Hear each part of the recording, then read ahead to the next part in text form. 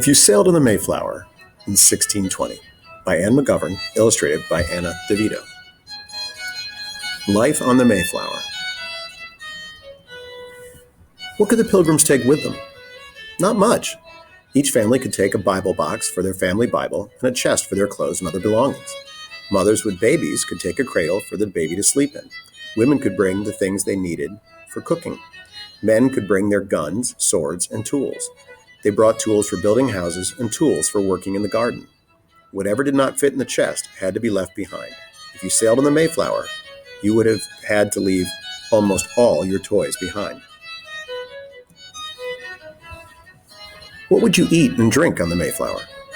Day after day, you would eat the same kind of food. You would not like it on the first day, and by the last day, you would be sick and tired of it. Most of the time, you would eat salt horse and hardtack. That's what the sailors called it. Salt horse was their name for salted beef or pork or fish. Hardtack was a hard, dry biscuit. There were dried peas and beans, cheese from Holland, and some butter. To cook their food, the Pilgrims would have had to build charcoal fires in metal boxes called braziers. But most of the time, the weather was so stormy that it was too dangerous to have a fire. So most of the time, the Pilgrims ate cold food. There were barrels of beer and barrels of water.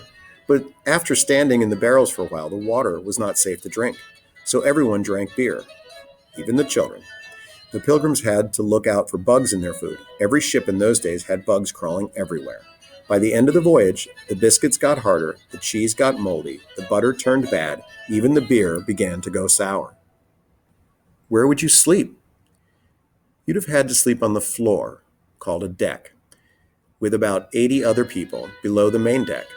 There would be hardly any light and hardly any air. There was not enough sleeping space for 30 sailors and 102 passengers. Some people slept in a small boat called the shallop. The shallop would be used for exploring trips later. Captain Jones let about 20 important passengers sleep in his cabin. He took a smaller cabin for himself. The sailors slept at one end of the ship. A few of the sailors may have slept in hammocks, but most slept on the deck. Would you have been able to keep clean? You would not be able to keep clean. There were no bathrooms on the Mayflower. If you wanted to wash, you would have to wash in salty water from the ocean. Most likely, you would wear the same clothes day after day, night after night, for 66 days and nights. At the end of the long voyage, your clothes would be torn, dirty, and smelly too. Was it a safe voyage? It was dangerous for a small ship to make such a long voyage. In those days, one ship almost never sailed alone.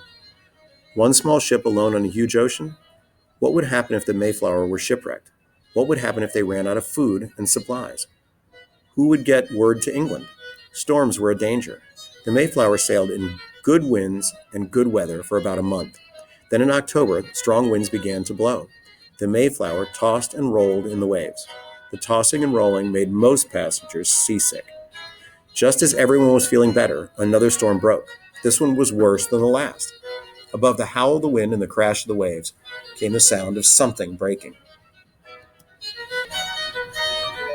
The main beam had cracked. The deck was in splinters. Water poured down on the Pilgrims crowded below.